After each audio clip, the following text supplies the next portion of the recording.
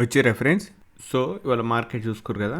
Okay, bank నిఫ్టీలో అయితే trigger అయింది. ట్రిగ్గర్ అయినాక చిన్న మూమెంటం అయితే వచ్చింది. ఆల్మోస్ట్ ఒక 250 పాయింట్స్ అంతా మూమెంటం వచ్చింది.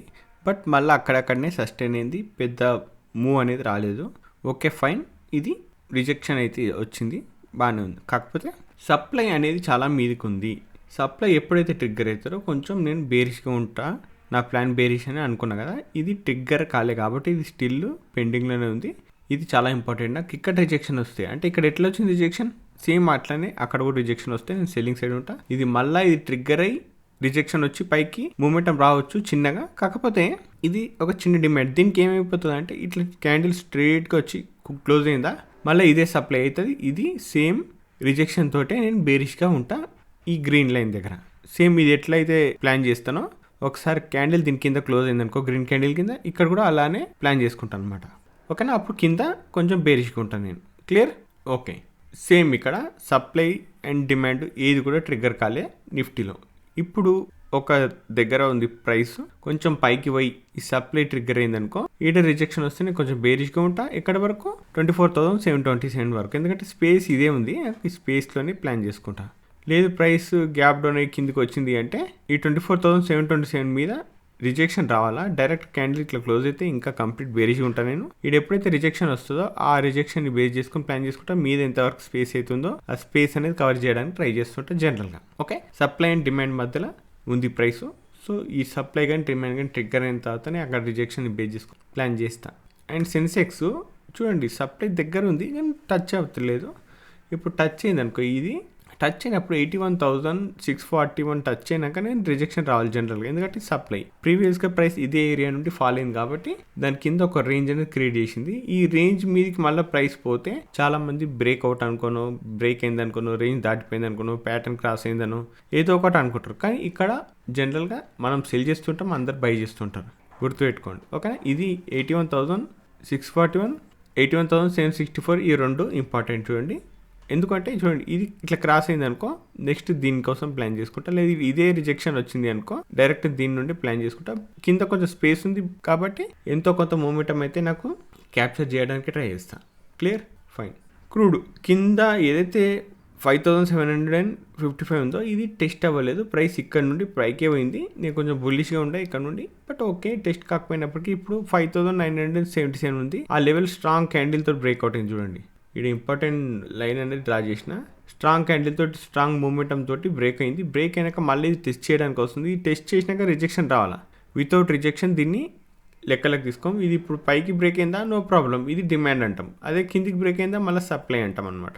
సో ఇది ఇక్కడ టెస్ట్ చేసి రిజెక్షన్ వస్తేనే కొంచెం నేను బుల్లిష్గా ఆలోచిస్తా, లేకపోతే లేదు. ఏదైనా డిమాండ్ అయితే డిమాండ్ లెవెల్ దగ్గర నేను రిజెక్షన్ ఇంపార్టెంట్, సప్లై లెవెల్ దగ్గర రిజెక్షన్ ఇంపార్టెంట్.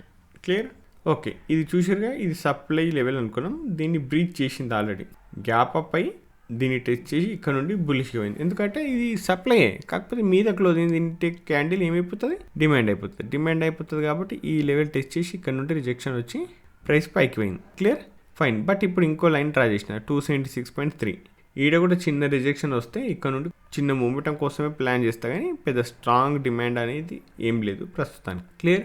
అండ్ సిల్వర్ మైక్రోలో కూడా సప్లై అండ్ డిమాండ్ రెండు ట్రిగ్గర్ కాలే. ఈ డిమాండ్ ఎప్పుడైతే ట్రిగ్గర్ అవుతుందో ఇటు rejection important. Direct candle close అయితే ఇది సప్లై అయిపోతుంది మళ్ళీ.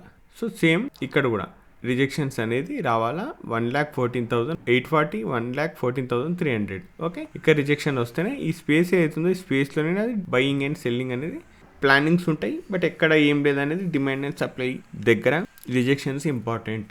Okay fine. నేను 3 క్యాండిల్స్ గురించి అడిగిన. ఒకటి బేరిష్ క్యాండిల్, రెండోది బేరిష్ క్యాండిల్, మూడోది ఇది. సెల్ చేయాలంటే ఎక్కడి నుండి చేయాలంటే నో డౌట్ ఎవరైనా సరే, ఇప్పుడు ఒక యాపిల్ ఉంది, ఇది యాపిల్ అనుకో, మీరు అమ్మాలి అనుకుంటే 100కి అమ్ముతారా, 200కి అమ్ముతారా, 300కి అమ్ముతారా? ఎవరైనా సరే 300కి అమ్మడానికి ఇంట్రెస్ట్ చూపిస్తారు. అంటే ప్రైస్ ఎక్కువ ఉంటే ఆ ప్రైస్కి అమ్మాలని చూస్తారు. సో ఈ క్యాండిల్ ఉందా, ఈ క్యాండిల్లో ఎక్కడైతే లోవర్ టైం ఫ్రేమ్లో కూడా, హయ్యర్ టైం ఫ్రేమ్ నుండి లోవర్ టైం ఫ్రేమ్లో కూడా పర్ఫెక్ట్ ప్లానింగ్స్ ఉంటే ఈ ఏరియాలోనే సెల్లింగ్ అనేది చేస్తాం. ఇది ఎప్పుడైతే రికవర్ అవుతుందో ఇట్లా ఈ బుల్లిష్ మూవ్ వస్తుంది. ఇక్కడ బుల్లిష్ మూవ్ వస్తే ఈ బుల్లిష్ మూవ్ చూసి చాలామంది రిటైలర్ బయింగ్ సైడ్ ఉంటారు.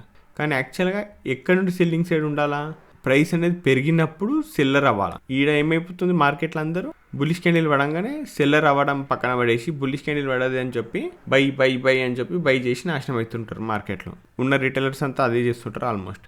బట్ ఎప్పుడైతే ప్రైస్ పెరుగుతుందో అక్కడ సప్లై వెతకాల, ఆ సప్లై నుండి మళ్ళీ బేరిష్ సెట్ రావాలి. మనం బై చేసినాక బేరిష్ క్యాండిల్ రావాలి, బేరిష్ క్యాండిల్ వచ్చినాక సెల్ చేయొద్దు. మనం బై చేసినాక బుల్లిష్ క్యాండిల్ రావాలా, బుల్లిష్ క్యాండిల్ తర్వాత బై చేయొద్దు. ఇది గుర్తుపెట్టుకుంటే మీరు మార్కెట్లో అట్లీస్ట్ బెస్ట్ ఏరియాలో ప్లాన్ చేసుకోవచ్చు. ఓకేనా, ఫైన్. సరే, ఇది ఒక క్యాండిల్ ఉంది, ఇది ఇంకో క్యాండిల్, ఇది ఇట్లా వచ్చింది సైడ్ వేస్. ఈ సైడ్ వేస్ రేంజ్ ఏదైతే ఉందో ఈ రేంజ్ నుండి ఇది బ్రేక్అవుట్ అయింది. ఇప్పుడు దీన్ని చూసి ఒకవేళ నేను ప్లాన్ చేయాలనుకుంటే ఏం ప్లాన్ చేయాలా, సెల్లింగ్ సైడ్ ప్లాన్ చేయాలా, బయింగ్ సైడ్ ప్లాన్ చేయాలా అనేది చెప్పండి. దీని వెనక కథ నేను చెప్తాను రేపు. Okay, fine. సో కొత్త వాళ్ళు ఎవరైతే ఉంటారో టెలిగ్రామ్ గ్రూప్ జాయిన్ అవ్వాలంటే లింక్ వీడియో డిస్క్రిప్షన్లో ఉంటుంది. అది క్లిక్ చేసి డైరెక్ట్గా జాయిన్ అయిపోవచ్చు.